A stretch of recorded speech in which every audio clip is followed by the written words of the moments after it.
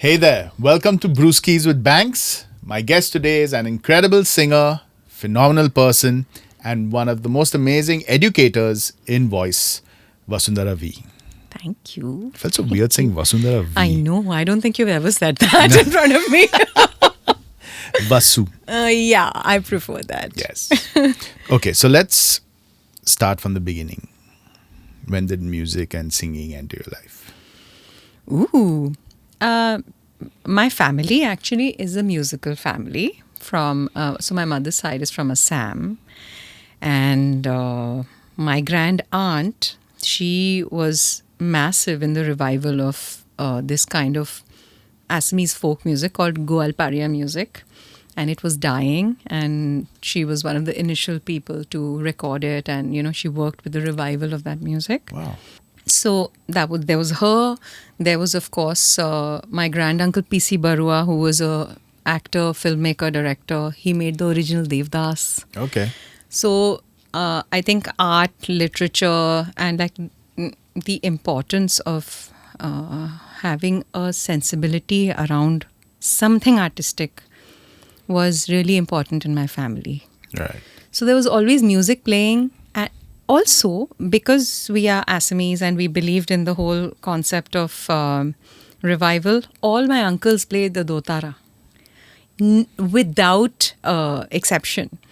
So I have had countless memories of, family gatherings where these, and Assamese music, especially Goalpara music, is so beautiful. It's so rhythmically complex, and there are these very round odd time riffs that they have in the culture.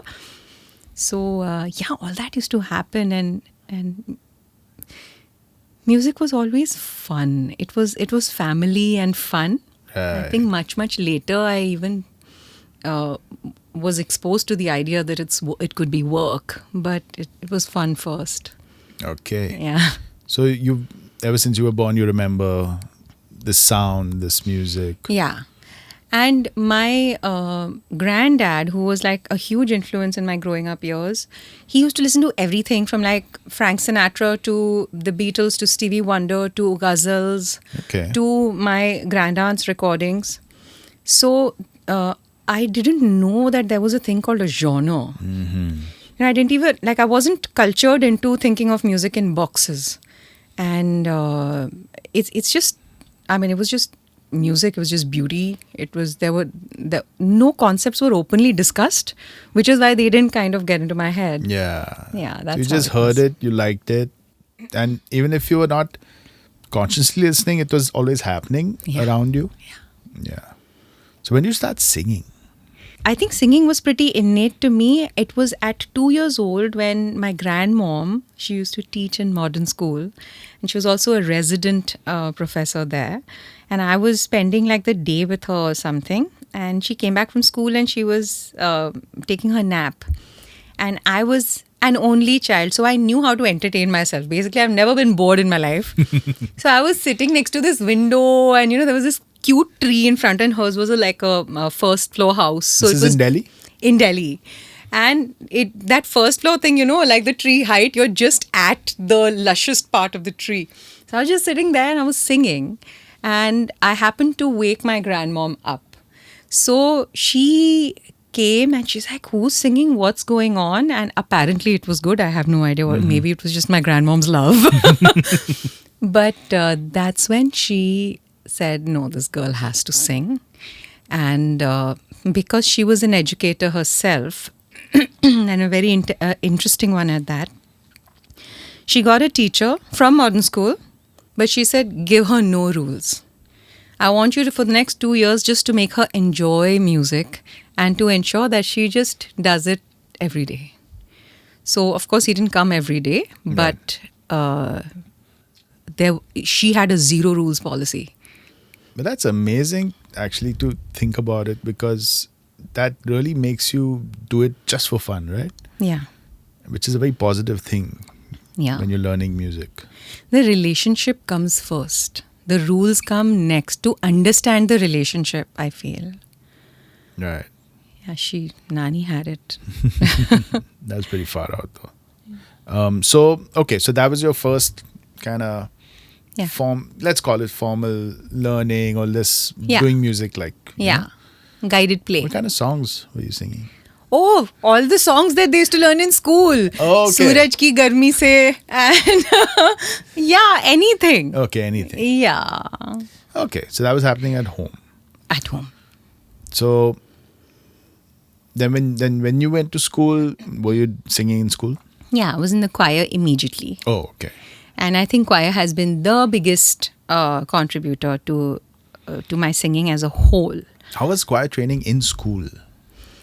So again, it was playful and fun in school. Initially, of course, we were all doing unison parts and then harmonies happened. And I remember the first day, my teacher sang a harmony. I was like, why is she singing wrong? Yeah. But junior school and senior school, it just seems like my luck had it like this, that our teachers were very build the instinct thing. So we were given parts and then we would feel how it works together. Mm-hmm. And eventually by, let's say, when I was class 8, I was in the Western choir in senior school. And my teacher would say, he'd give me something simple like a country tune or something. And he'd say, come back tomorrow with a parallel harmony to the melody that works to your ear. You had to decide. Yeah. And he said, by now you've got the sense. And then similarly, we didn't know anything theoretical. But he'd say, tap into yourself and we loop the chorus and sing something. We didn't know the concept of improvisation. It was all taught through play. And just by your ears, you could tell if it was working or not working. Yeah. So that kind of ear training, Yeah, instinct training. Right. Like it was not so much training your ears, but they teach you without talking about it, aesthetic and editing. Self-editing. Self-editing in the moment. So then, you start sensing what you like, what you don't. And these are such organic and wholesome and probably very community ways of doing things. Right. It sets a tone of comfort Yeah. and security also, so you don't hold back. Yeah, I was fearless as a child. Pops, Gino. You can use pops. I was fearless as a kid, and then I became diametrically opposite. Super fearful, super judgmental. Was that while you were still in school? So I became my school's competition singer. And that's when I started to win very quickly. Right. So then what happened was I was like, I have to win, then I have to choose things that win, and then I got to hold that high note and do these many riffs and do this. It was a whole scene. But apart from the validation that it gave me, it made me very competitive and judgmental. Okay. And again, after that, I joined another choir, which broke that. They were anti-competition. And like solo parts would be decided with the whole choir sitting there and whoever gets the best applause. So you should have it in you that if somebody's doing it better than you, you do applaud them. You have it in you to applaud them. Okay. So So this was after school? after school. So which choir was this? This was AU, Artists Okay. Unlimited. Yeah. Right. So I was with AU for 7 years. And initially when Annette was here, the policy, the culture of, non-competitiveness was a huge thing. And I think it changed me. It made me normal and, music loving again. You prioritize the song. And about the team effort, those kinds of things? And enjoying that team effort. There's so Right. much magic in it. And you don't even know how much your voice is growing while that is happening. Just to stand next to a singer who's much greater than you and to blend with them. You don't know how much of their voice you're kind of pulling into your system. Right. Yeah. Yeah, they say it's always, if you're surrounded by artists and musicians who are more experienced and better than you, that's the best scenario to be in. Yeah. Especially when you're formative years, Yeah. What is the repertoire like? In AU, Yeah. we used to do everything from gospel stuff, like one of the first songs I learnt was Joyful, Joyful from Sister Act, to Manhattan Transfer, like jazz. There also, we weren't very genre conscious. Then we would do Toto. Right. So it was all kinds of things, as long as it felt good, and the vocal group heads had their work cut out for themselves. But then, that sense of feeling, that visceral sense of the harmony building itself, that was incredible. And at its height, we were like 120 members. Wow. And at any point during a very short period of time, we were about 60 people on stage. And with the live band? With a live band.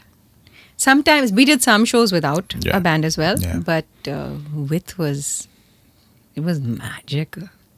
Did you come to Mumbai and played at St. Andrew's Auditorium with AU? Yeah. With Josh? Yeah. Yeah? I was at that show. Oh, really? Yeah. Yeah, we come to record our album. Okay.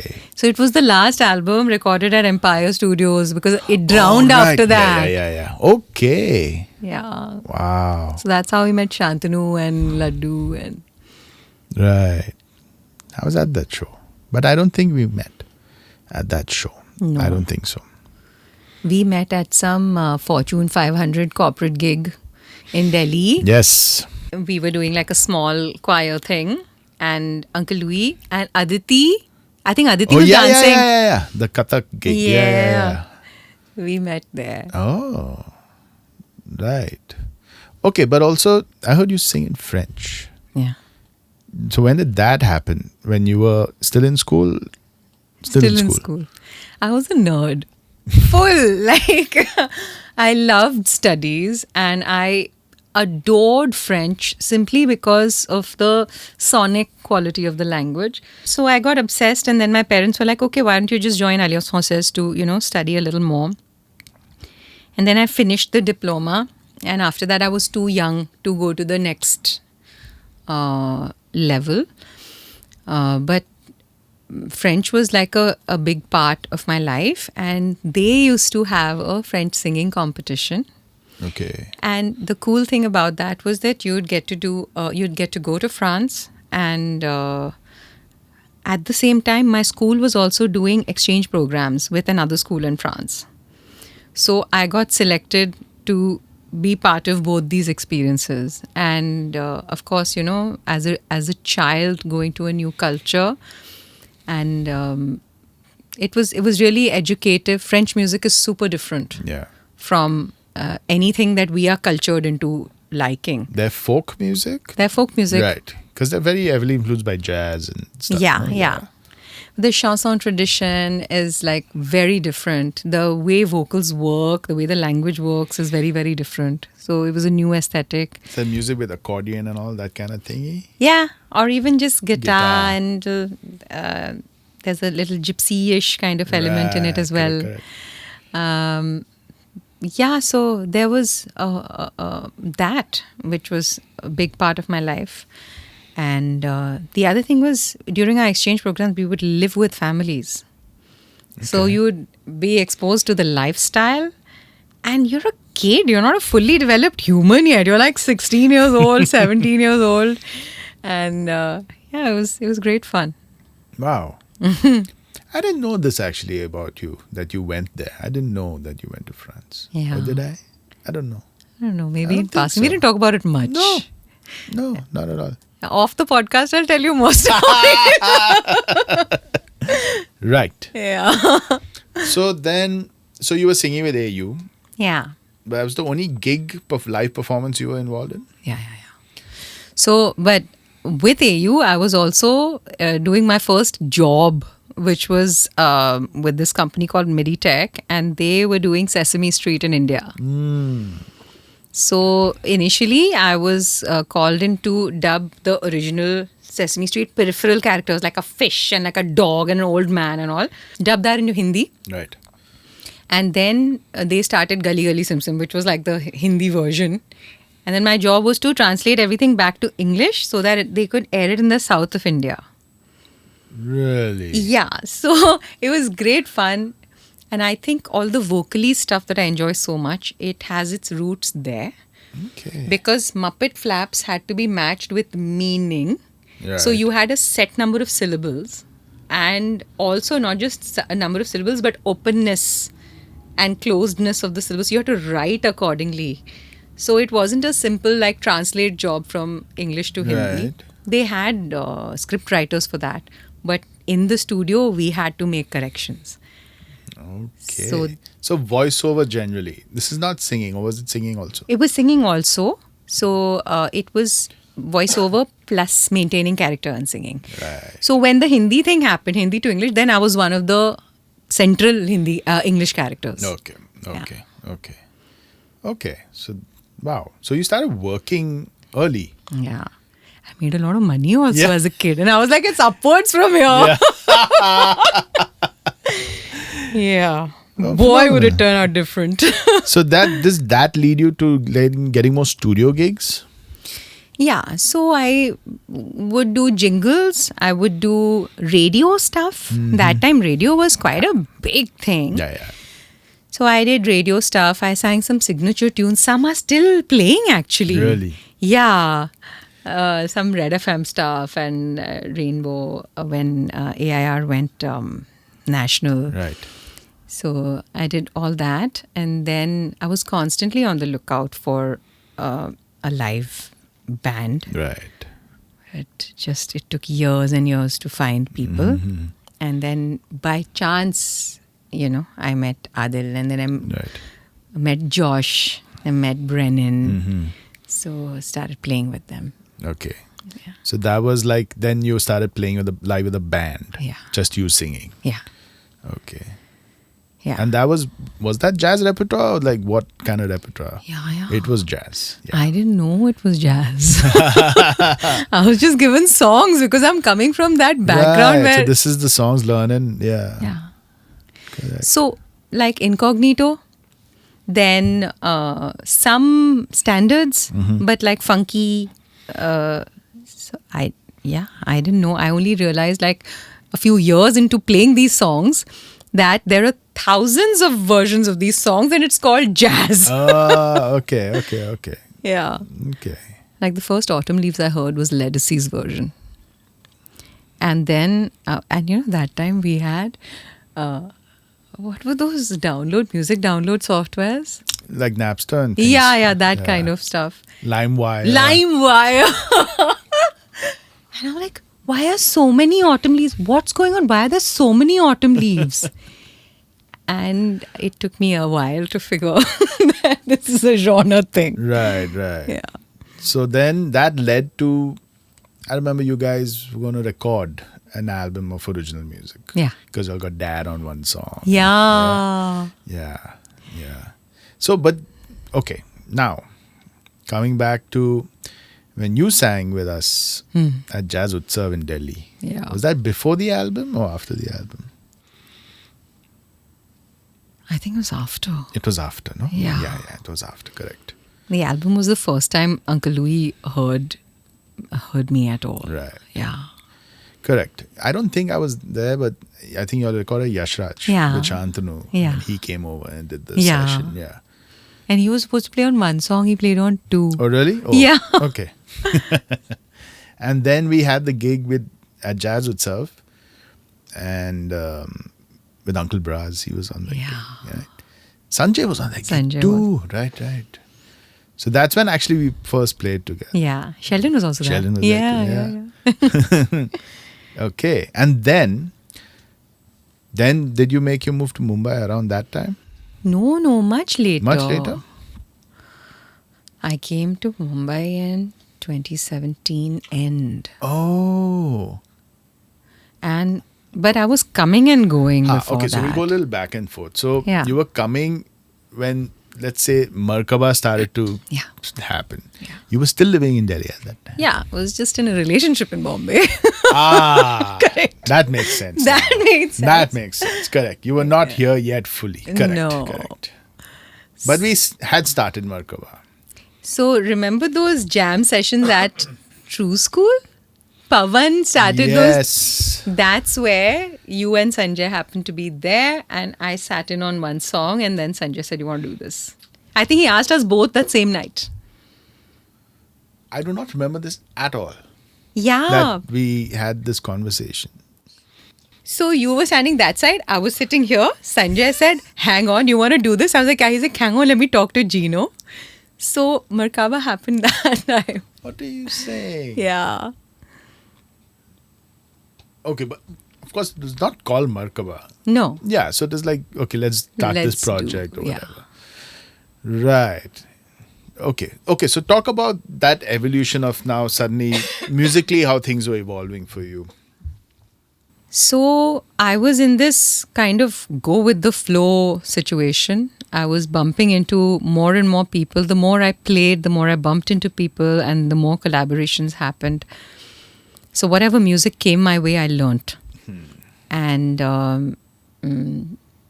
I was in this greedy phase. I want to learn this and learn that and learn this and learn that.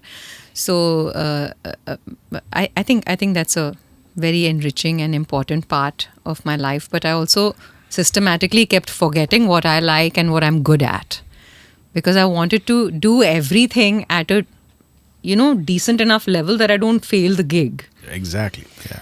But then I kept forgetting what was core to me. And because everyone around me was so much more senior, so much more educated, so much more experienced, I developed this sense of self that I am the weak link in every band that I'm part of. You just made yourself the weakling because you were the I inexperienced assumed I was always the kid in the room. one. Right. And plus, I think I had an instinct which I'm now slowly starting to respect again. But at that time, I was like, I don't know terms and I don't know, I shut myself down. I shut my creativity down. I was fearless up until my early 20s. And then I became fearful. I started hiding behind lyrics and hiding behind the head of a song. And it's not like all my teachers had done so much to allow me to hear despite, not knowing technically what it meant. Of course, now things are changing. Now I'm putting myself through an education. Yeah. But because I had shut myself down so much, I didn't have the guts to follow through with an educational effort in terms of traditional jazz studies. Like, my mind was in the way. And of course, I'm over that hump now. Yes. Yeah, of course. But so it took you a while to get out of that. Years. Okay. And took also a hard decision to tell one of my main collaborators of the time that I'm not going to play with you. I'm only going to sing for a couple of years. Just my Whitney Houstons and my Christina Aguileras and my Mariah Careys and my blues, because I have to reconnect with what started me, what got me addicted to music. Right. And I think because all my engagement with music was set oriented, that this is the set for. I wasn't choosing and practicing being comfortable making a choice around, hey, this is what I'm going to present. Right. And it's okay if it's not legit or trad enough or whatever. Right. So yeah, that was a thing. But I loved it. I fell in love with music again. That's great. Yeah. Okay. So then during this time you had made the move to Mumbai. Yeah, so after that, so initially I would come also and stay with Sanjay and write the songs, the Merkaba songs. And then I moved. Then what happened was Nani and I both got sick. We got chikungunya. And Nani got very, very sick, and she spent a long time in the hospital. And my main reason for living in Delhi was also so that I'd be with her. And then she was, too frail. So she went off to Bangalore to live with mom. Yeah. And that's when I was like, what am I going to do with such a big house? So should I just move, give this on rent and move? And then I was like, wow, I can move to Bombay. Yeah. So it just happened like split second overnight. I was like, oh, okay, I can choose where I Yeah. can. Yeah. And did that change things drastically for you in your musical life? Moving here? See, I was very protected because I had you. I had Sanjay. So I had good people around me, but it can be an extremely disorienting city. Right. And culturally, we are opposite. The way you read someone in Delhi is opposite. Like the cues, the social cues, the behavior, the inflections of the voice, the humor, everything is different here. So it's super disorienting in the beginning, but I mean, y'all were already pretty much like family for Yeah. me, so I didn't feel lost ever. Right. But then, I mean, as far as I know, you were connecting with a lot of artists here and then working with them either in the studio sessions or doing gigs or projects. Initially, I didn't do that much work. Okay. It was sporadic, but that was also me being silly. So if anyone made a call, I would show up. Right. But it so happened that my teaching went to the next level because I was hired to train the cast of a musical. So I was hired to train like some 30 actors. Right. And I got to utilize a lot of info that I don't get to teach in class because, people are at a different stage of development. So because the needs were so different here, I got to apply all that on human bodies, and also a lot of the concepts are very Western, and there's a certain amount of adaptation that needs to be done when teaching Bollywood voices and classical voices and folk singers, Carnatic singers. So that phase of my life opened up, even though I was gigging much less at that time. Initially, like first 2 years, I wasn't gigging so much. Right. So that probably helped your teaching side a lot, right? Yeah. And were you also still learning with somebody during this time? Yeah. Right. So 14 years ago, I lost my voice. I had nodules. Right. And it took me 2 years of, going from pillar to post all across India, finding coaches, because I knew I was doing something wrong with my voice. And everyone I went to said, no, you're singing perfectly. So the outcome was good. The process was wrong. Oh. And it's nobody's fault. It's just that the information hadn't come here yet. And it's also heavily gate-kept information abroad, because only the top artists have access to the top coaches who have, the details, the fill in the blanks are filled. Right. And so that way, my voice loss was another stroke of luck because I met my teacher. Because if you didn't have that, you wouldn't have pursued that. Right. And if I didn't have that 2 years of eating steroids, turning into a cow, and not being able to sing without medication. So, and it disturbs your self-concept. Because I didn't know myself outside who I was as a singer. And I think that's when you also move from being a singer to thinking who you are as a person. And then that pushes you towards trying to think of yourself as an artist rather than a peddler of skills. Right. So, so I still study with Mark, and he's like a father to me, really. He opened a different door in my life, and I feel that it's almost my mission to free as many other singers as I can. So you use what you learned with him and work with singers in your teaching. Yeah, but there's a certain amount of adaptation that has to be done because a lot of it is cues, like how your brain is understanding the cues you give to the body, and some of that is culturally informed. You're right. So certain bits of the method had to be adapted, but mota mota, of course, is the same. Yeah. Yeah. Okay. So that brought your voice back, and also mentally it helped you? Yeah. So he brought my voice back in 3 weeks Wow. after 2 years of struggle. Wow. Okay. Never had to touch a steroid again. He brought my voice back in 3 weeks. In 2 months, I had double the range I had ever had. Wow. And that's when I was like, what are we sitting on? What is this body? And, he taught me that it's a involuntary instrument. It's not like something you play with your hands, Yeah. because these are completely voluntary. 90% of your voice is involuntary, and you're learning to talk to an involuntary aspect of yourself.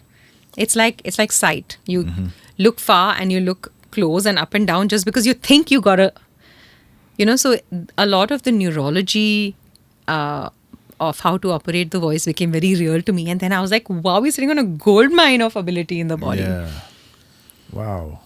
I could talk about it for like 3 days Yeah. at a stretch. I mean, I don't want to give any lessons of it, but, because if you want lessons, you got to contact Vasu. But like you talk about this concept of singing in any key. Is this also part of that to help you Yeah. adapt and... Key is perception. Even octave is, if people assume an octave to be like your do and do to be different, you've got do, and so much of your voice has changed. It's just a perception problem. Those are ear training tools. That this is your do, re, mi, fa. But those are not physiological Correct. truths. I think it's because in the piano, when you look at it, you see C to C. Yeah. So you think... That there's distance covered there. Yeah. But it's not applied to... Not at all. That's far out, because not many people think like that. I don't think so. Because in the first study, you learn that notes are different. And sadder than that is that a note is the note itself, its articulation, its tone, its attack, its decay. That is a note. But we only learn pitch. And then we got to learn everything else separately. When as a child, if you just sing something to a little kid, he'll copy all of it. Yeah. He'll copy the complex, the note, the whole thing. Right. But we, just in order to correct pitch, we make it about pitch, which is 1/5 the story. Wow. And actually, come to think of it, if you look at keyboards, you got knobs that say decay, tone, and all these parameters that make up one note. Yes. Right. It's all the same in the body. There are neural networks that are taking care of each of those things. Correct. So actually, awareness of this is important, I think, right? Awareness is lost. There is an innate awareness, but it's lost, and then it's regained, and then just, the process is just made much longer. Far out. Okay. Like I said, it's not a lesson, but if you want one. Yeah. Okay. So you also wrote books? Yeah, I wrote a book. You wrote a book. Yeah, during the pandemic. And it's called? It's called Big Dreams, Bold Choices. And it's a handbook for starting musicians, emerging musicians who want to make a debut in music. And I really had so many things to share because I was teaching, I was talking to parents. Right. And they had all these standard questions to ask. So I was like, okay, since we're not gigging, let's just write a book. And this is from your experience as well as speaking to other musicians about their experiences? Yeah. I think, if you're putting out a handbook, then it can't be just your opinion. So I spoke to a lot of people. And in fact, I want to do a second edition of the book because I'm learning more things now. Mm-hmm. And things have changed how you maneuver the current professional landscape has changed slightly, even though the core principles are the same. Yeah. Yeah. I agree. Yeah. Nice. Yeah, I used to, because of my upbringing, it's a little unorthodox, but for me it's normal. So it was never the thing of, oh, how do you do this? How do you do that? I was like, yeah, this is how you do it. Yeah. But then when I started teaching, I understood that, okay, some people don't know. Yeah. It's not obvious to Yeah. most people. And the same with me, even though our family was steeped in the arts, but nobody exactly knew what a little girl wanting to pursue Western music should do. So it's a huge black hole, and a lot of the information that is out there it terrifies people. And I think we just needed, I wanted to create a resource which was not terrifying and which was just as methodic as it could be. Nice. So, big dreams, bold choices. Yeah. Get it now. I'm so silly. I didn't make print versions. Oh, no? Yeah, because I was like, I don't want to hurt the trees. See, that's me. That's totally a decision I would make. So the ebook has been selling, but I think in this next one, I'm going to do a paper version. Yeah, do. Rice paper. It's okay. Yeah, exactly. And I'm going to, hopefully, I want to tie up with a reforestation effort and link it to something. Yeah. To deal with my guilt. So, rice paper, you read it, you know what it is, And eat it. Brew it. Correct. Brew it. Okay. Let's talk a little bit more about Merkaba because that was quite a process. Get those songs together. Oh, yeah. So, want to talk about that? Yeah, I think Merkaba was the first time where I was given very little guidelines. But it is composed music. Yes. It is full of parts. But Sanjay gave me a free hand when it came to writing the lyrics. And I don't know, I think it happened that we were similar type of people in terms of our thought process and philosophy and stuff. So it wasn't jarring for him that I was this woo-woo kind of person who wants to write about resilience and love and, acceptance and all that. So, having said that, he normalized a lot of what my wish was to communicate. If there's anything I'd like to keep singing about on a daily basis, it's just that we are more than what we think we are. Yeah. And to look at that same concept from as many angles. And Merkaba was the first place where I was given complete freedom to write that. And I also processed a lot of my tough stuff and songs like Flowers and so it was overall healing and self-affirming to me in it. And again, Sanjay he's a master. I was like this kid who had come from Delhi and he allowed me the space to, like Starlight, it was a ballad in 4. Mm-hmm. We played in 9, and Sanjay wasn't hearing it like that. It was already written, and then I was like, "Can we do it in this? Can we play it in 9?" And I clapped out the thing and sang the lyrics. And initially, he's like, "Really?" But within a minute, he was like, "Yeah, come on, let's try it." He gave me that much space to, I don't know if I would have been able to express that kind of wish to anyone else, because Sanjay had created this safe space for writing music. And and it turned out so nice. Then he made it sound amazing. No, but it's incredible because I remember he brought it to me when they were all ready. Yeah. Right, and when he wanted to design the grooves for the songs. Yeah. And like you said, it's like you're dealing with so many aspects of your life. Yeah. And different, say, emotions also. Yeah. So it's really strong in the music because the music is diverse that way. Yeah. Feels, tempos, Yeah. So it's probably one of the most creative projects that I'm a part of, and I'm happy we're going to be playing soon again. Yeah. So that's good. Right. And also, with Merkaba, you were doing gigs with Ranjit. Yeah. You were gigging with Dad. Yeah. You did some stuff with Dhruv. The terror of all of these greats and just like, just trying to survive on stage But with that's them. incredible musical situations to be a part of. Yeah, rare musical situations. And yeah, I know that I'd keep coming to you and saying, I don't think he'll ever call me again. No. I would be so terrified. Yeah, it was a trip. It was a trip and it was terrifying at the same time. Yeah, but I've heard you in all these scenarios and you sound great. And I used to keep saying, what's the problem?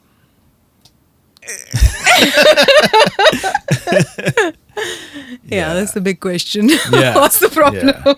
So all of that leading Yeah. to you and Saurabh's writing your own music Yeah.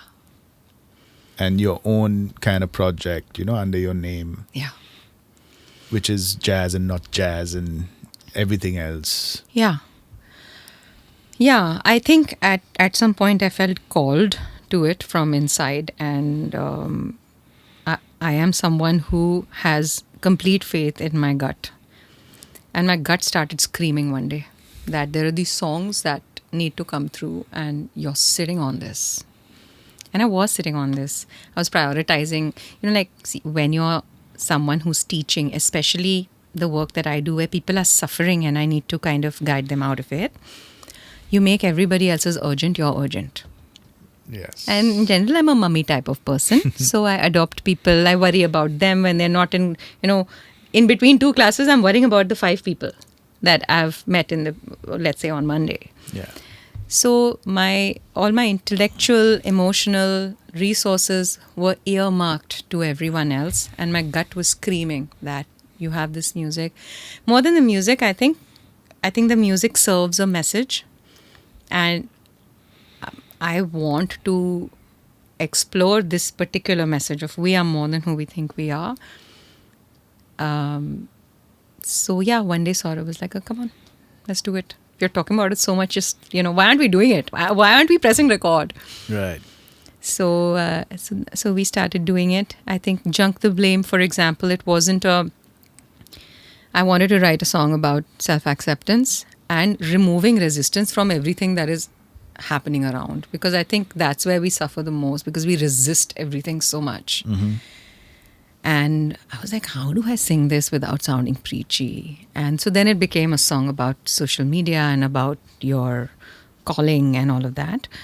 But I think that's the quest, because I don't want to become a preachy kind of chachi, 420. I don't want to play with like platitudes and stuff. I like to,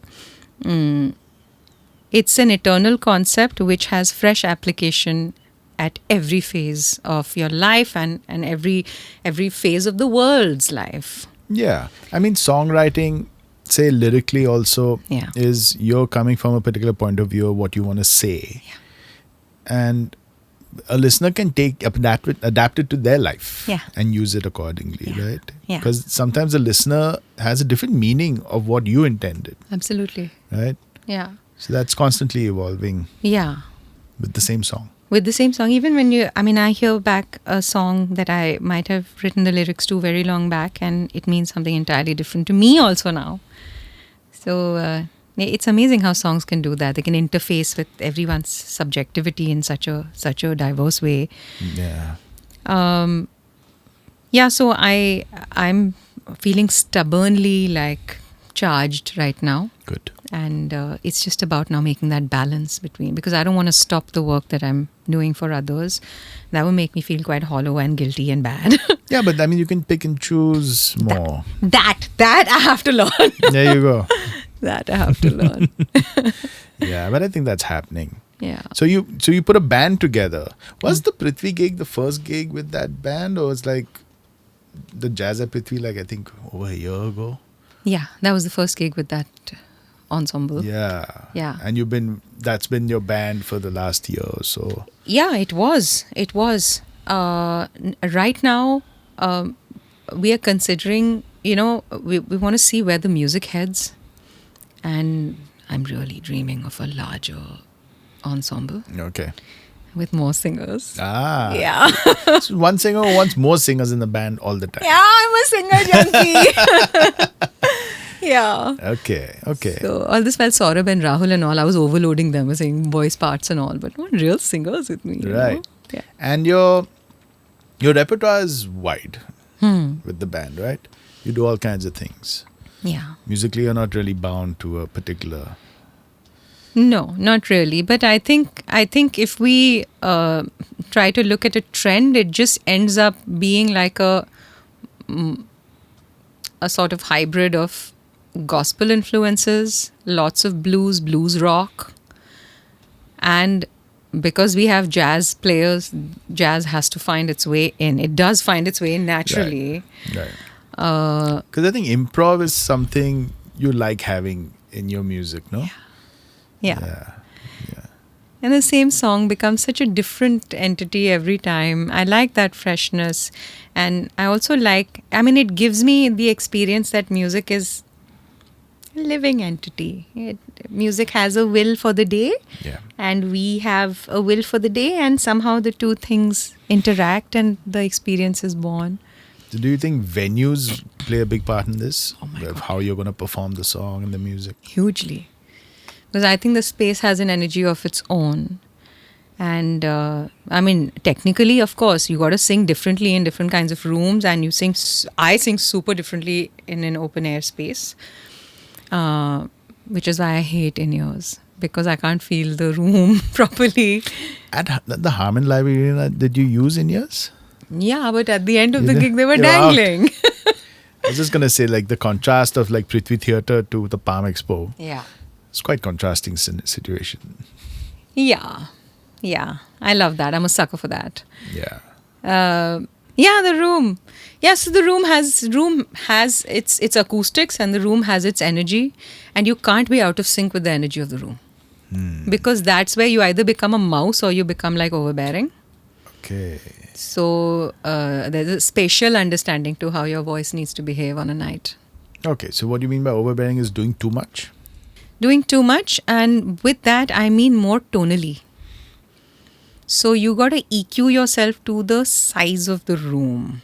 Because if you think very tribally, if you are, let's say, in a gathered under a tree, then the manner in which you would communicate to those people is going to be different to if there's like a, you're in a Lion King setting where you're on top of a, rock and everybody else is around you. So the voice has to be consonant. It should feel natural to the setting in which people are sitting. And we forget that because we have amplification. Yes. So we want to use the voice in the same way. But I feel that it does not translate onto the other's body if you don't account the room. Yeah. Yeah. It's a tricky thing. It's not that simple because once you learn your craft, and when you have to kind of produce it for an audience, you're at the mercy of so many things actually which you have to adjust for. Yeah. But I think at a high level of, like, say, large venues with big PA systems, I think there's lots to do with the sound engineer. Oh, yeah. Who's going to kind of make or break that, no? Oh, my God. Yeah, I'm a stickler about that. I need my one of two people I work and with. you have your own microphone all the time, yes. Right? Initially, that was hygiene. Good point. Yeah, because I noticed that all the singers were getting sick at the same time, and that's because all the jam rooms had the same mics and everybody was eating the same mic every day. Yeah, but also I chose a mic that was flat in its frequency response, flat enough, so that I could use my voice. I could amplify my voice as truly as possible. Okay. Otherwise, the mic changes your voice too much, and I don't like that personally. Right. Which mic is that? What the mic you use? I have the Shure Super 55. It's a super cardioid. It looks vintage, but it sounds great. Yeah, because of the look, it's become unique to your performances also. People always see that mic when you're singing. Yeah, except in random music videos where people don't know how to use the mic and they tilt it. It's like, it's physically closed. How can you put it like that? It's for clapping. Yeah. Peट से गाओ. Stomach voice. Yeah. Exactly. So right now, you're involved in composing and doing production for Sabyasachi? Yes. Want to talk about that a little bit? Yeah, it was fun. It just happened out of the blue. Very long ago, I had sung on an ad on one of Sabya's campaigns, which was like, I don't know, 3 years ago. And somebody else was producing it. And then I met him, and he was like, let's do some more stuff together. And he had lots of ideas. And this year, his brand turned 25, and he also went global. So this was a lot of celebration, a lot of milestones and stuff for him. So for the 25th year anniversary and the runway show, So I was also playing live for an event just before that, his event. Okay. Just before that. But then just a few days before the runway show, he's like, I want the finale song. And he called, he sang it on the phone and how he was envisioning it. And that was the first time that, I got to make the whole track with someone. So of course I had Rohan with me who produced it. But I had never been the decision maker before this, and like the sole decision maker.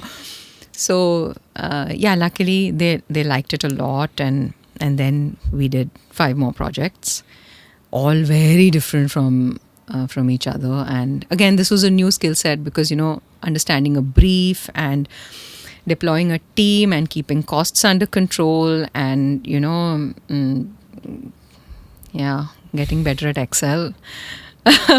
Those were things that's when I started seeing like singing was like the easiest thing, and there's so much more that goes on behind it. So yeah, I think we cracked a bit of a system in those 5 new projects, and they're still rolling out now. Nice. That's a... Yeah, Bengali jazz has happened there also. There you go. Sang swing stuff, swing arrangements, and Mark did full-on sections and all, and Bengali lyrics. It was great fun. Very cool. Yeah. But that's something a lot of musicians have to understand, that like when you're young, you're practicing, you're developing your skill. Yeah. But once you enter the professional world of music, that's probably the last thing you need to do. Yeah. And the last thing by then you should be ready enough. Exactly. So that you don't have to focus on it so much. That should be in the bag. You shouldn't have to think about that. That should always be on. Yeah. Because then you have to focus on the other stuff to kind of make that happen. Yeah. And ever since that time, when I'm playing a live gig, I'm thinking more in terms of how's everything sitting together, what's clashing. I didn't have a sensibility for that. Right. But now I can feel if something feels clashy and which 2 elements are they possibly, or how can I make my voice sit better with the horn in the moment. That's cool. That's like then you got a composer, arranger head on at that time, looking at the whole big picture. Yeah. I didn't have that sense at all, I would say, a year ago. Great. So that's constant evolution there, Nice. Yeah. Anything else you want to talk about? Yeah, anything you want to plug that you're doing right now that you want to tell people about? It's all secret. Oh. NDA type stuff. So I can't talk about that. But it'll come out. Yeah. Stuff will come out. But I think I want to talk about how much panic there is around how things are changing and this whole AI situation and all. Right. And I just want to bring everybody back to remembering that I think a moment is going to come when the hunger for the organic thing is going to overpower all of this. It's, like I was told recently, or I read somewhere that, painters started getting freaked when the camera became publicly available. But nobody's lost anything, because I think the value of a real thing can never be taken away. Yeah. And I think, of course, we need to upgrade and we need to include. Yeah. Without saying it's this or that. It's a new world. Yeah. And I think mostly one has to feel safe in the fact that one has the one thing that AI can't do, at the moment is this, and how it feels when Uncle Louis is sitting there and we are sitting here. And we have that going for us. And having said that, it's pushing us to go beyond being derivative, because all the derivative stuff can now be done. Yes. So earlier on, I feel that the music community was divided into the upholders of a genre and people who push the genre and modify it. And now I think the upholding can be done by the machines who can remember everything that our culture remembers. Right. And so it's a call to creativity, it's a call to fearlessness, it's a call to forgetting what is like relevant or not, because, and I keep talking about Jacob Collier and how he moved the needle finally. And I think more such efforts in different ways need to happen, and they'll only happen in the absence of fear, in the absence of needing approval. So I think it's something to really think deeply about, because otherwise we'll get swept and we'll lose our heads over this. Right. That is true. I see it as a tool, like anything in technology that comes across. Yeah. But I spoke about this with others as well. It's like, when you sit in front of a drum, you feel the air coming from, there's a sound and tone, but it's more than that. It's more than what you're seeing and hearing. Yeah. It's beyond. Yeah. You can't put it into words. You can feel it. You can't touch it. But that you'll never get. You won't get from a screen. You will not get from just speakers. Screen doesn't have the bandwidth. We're listening with the whole body. And because we are sensitive to air, even though it's not something we're conscious of. Right. And what you're feeling like in that room, what the smell is in the room, all these factors. Yeah. So I think that is something that will never go. But I think using the AI tool to kind of enhance what you're already doing. Enhancement, efficiency, referencing, making great briefs. Like, you should go to Suno to make a brief to someone. Right. Oh, yeah, right. As opposed to giving them some other kind of brief and expecting that. And losing money and time. And so, it's a tool, it's a gift, and it's a gift that does not threaten our gift. Right. That's it. Yeah. So on that note, it's a good time to end this conversation. Yeah. Thanks so much, Vasu. Thank you for calling me. And we'll see you soon. Yeah.